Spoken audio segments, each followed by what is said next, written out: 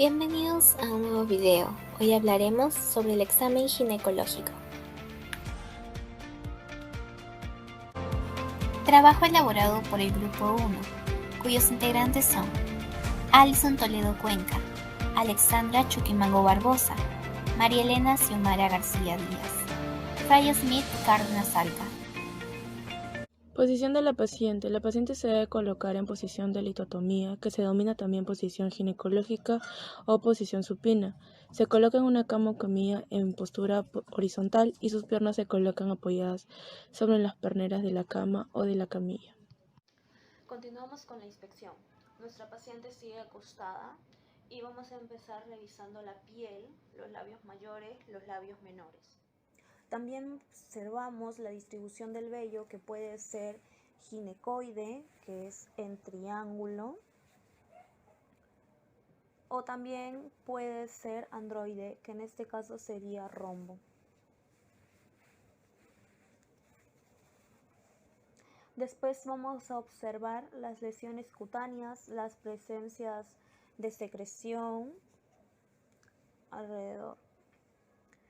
Después, con el dedo pulgar y el dedo índice, abrimos ligeramente, entreabrimos los labios mayores para poder adentro observar los labios menores, el clítoris, el neato uterino, el orificio uretral y el himen.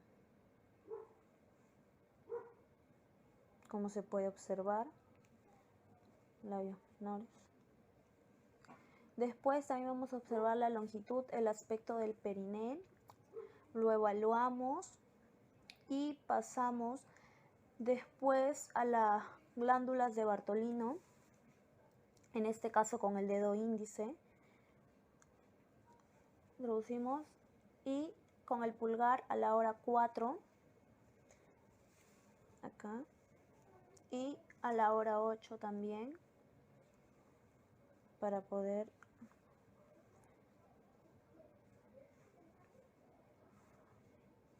el paciente es sintomática y podemos realizar una inspección uretral que se hace desde adentro con el dedo índice hacia afuera, a la cara inferior de la vagina.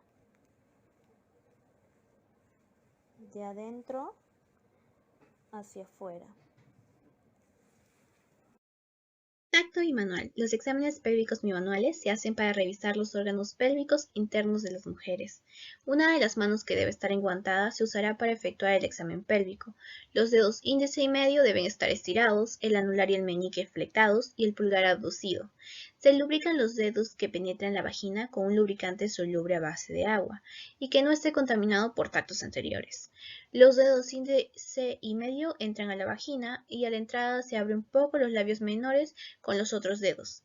Se penetra ejerciendo más presión sobre la pared posterior que la anterior. Se debe avanzar hasta palpar el cuello cervical y los fondos del saco que lo rodean. En primer lugar, se identifican las características del cuello uterino, como lo son la posición, el tamaño, consistencia, movilidad y sensibilidad al tacto. Normalmente la movilidad del cuello no debe producir dolor. Para efectuar el examen manual teniendo ya introducidos los dedos en la vagina, se pone la otra mano sobre el abdomen, unos centímetros sobre la sínfisis púbica y se presiona tratando de enganchar el útero. Se trata de sentirlo entre las dos manos, la pélvica y la abdominal. Se desplaza la mano abdominal hacia uno de los lados para repetir la palpación bimanual, pero ahora tratando de palpar enfocándonos en los anexos, específicamente en los ovarios. Los dedos en la vagina se apoyan del lado que se examina. Terminando el examen, se debe identificar las muestras que se hayan tomado para enviarlas al laboratorio. Muy bien, ahora estaremos realizando el tacto bimanual a la paciente. Por si siente algún dolor, me avisa. Contar con una mesa ginecológica, una lámpara y todos los instrumentos necesarios. Se le pide a la paciente abrazar su vejiga antes del examen y que se quede sin su ropa interior y en posición de litotomía. Esta maniobra nos permite conocer la orientación, largo y ancho de la vagina y la posición del útero, de modo de poder elegir así el espéculo más adecuado para cada paciente.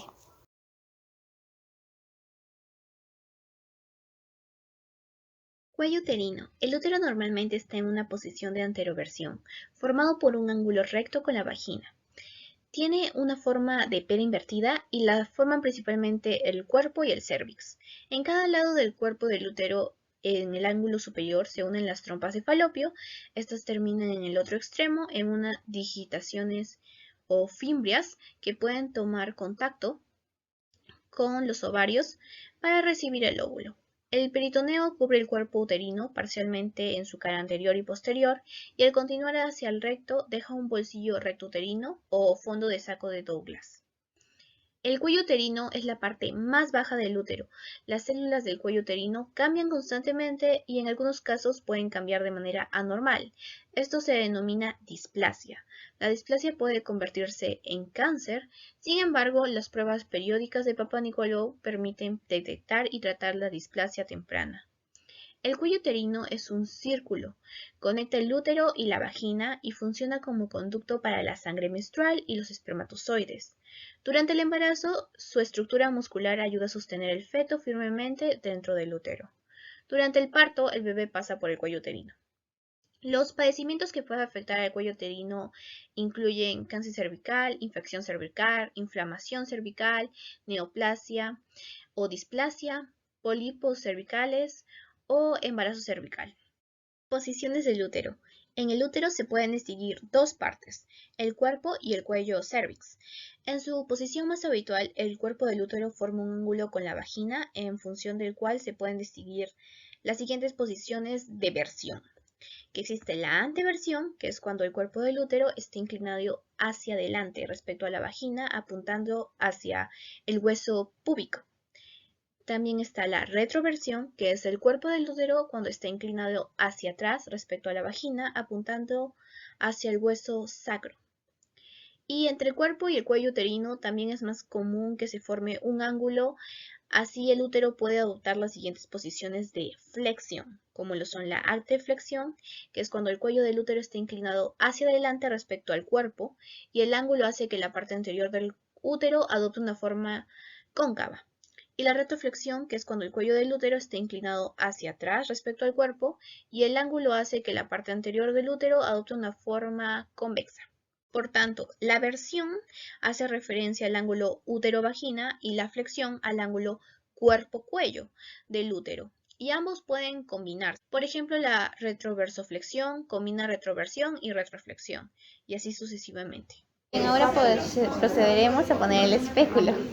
Si siente alguna molestia, me avisa, por favor.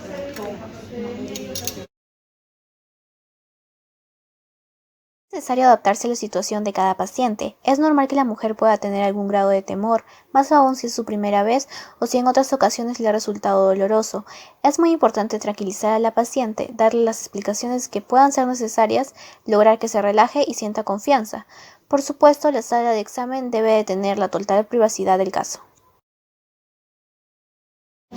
Y vemos si tiene alguna patología, como en este caso vemos algunos puntos de Nabot en el horario 11, 3 y 6.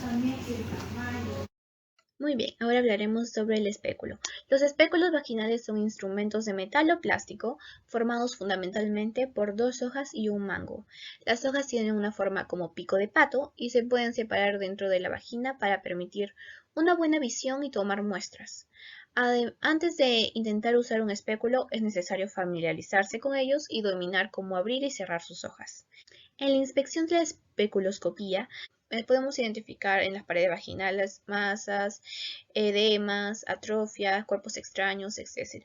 También podemos ver en el flujo vaginal si tiene color, olor, la cantidad, consistencia, adherencia, etc. En el cuello uterino podemos ver su apariencia, la facilidad de sangrado, secreciones, ectopias y masas extrañas. Y en el fondo del saco podemos ver si presenta edemas, exudados, excedentes. Se introduce el espéculo ejerciendo presión sobre la pared posterior y en el interior de la vagina se gira de la posición oblicua inicial al plano horizontal. Se debe tener cuidado de no peñiscar los labios menores ni traccionar pelos. El instrumento debe seguir la inclinación hacia la dorsal de la vagina. Al llegar al fondo se abren las hojas del espéculo. Este se debe ubicar de tal modo que el cuello uterino quede claramente a la vista. Este procedimiento se realiza con la intención de diagnosticar o descartar EPI.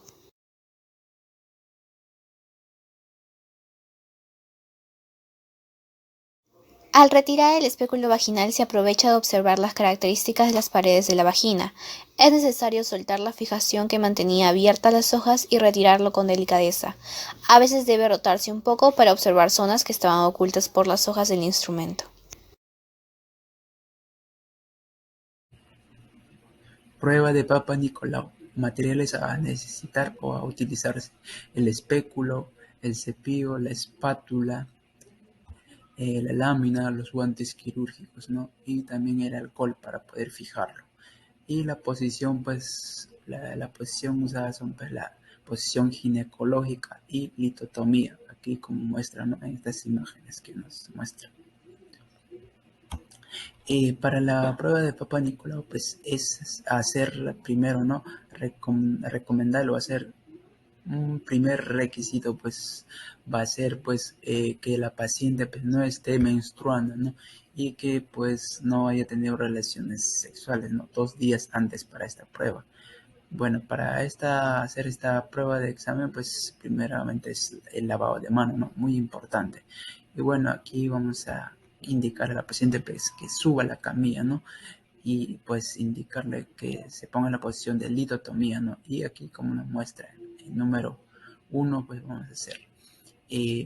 Para colocar el espéculo, pues vamos a separar con los dedos, ¿no? Con el dedo índice y medio vamos a separar para colocar el espéculo cuidadosamente, ¿no? Acá en el número 2 ya pues nos muestra, ¿no? Que ya está fijado, ¿no? El cuello uterino. Y acá en el número 3 pues vamos a sacar la primera muestra, ¿no?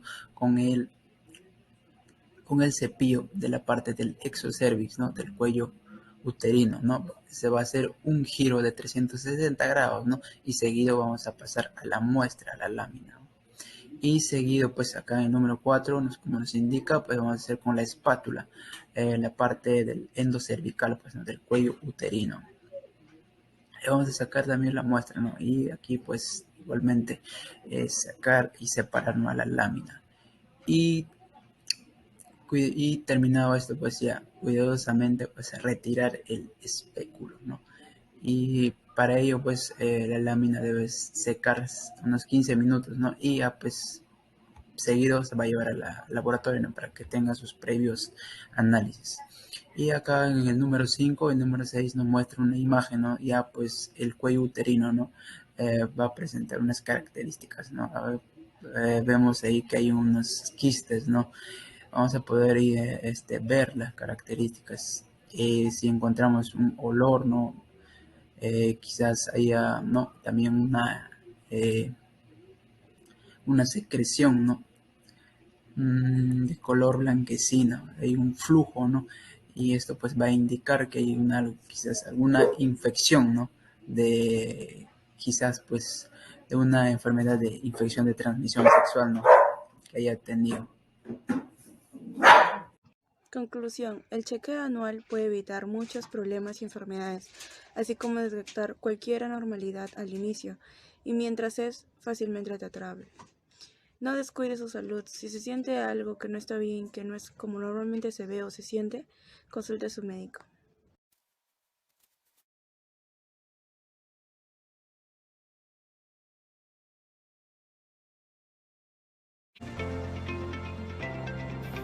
Eso es todo. Gracias.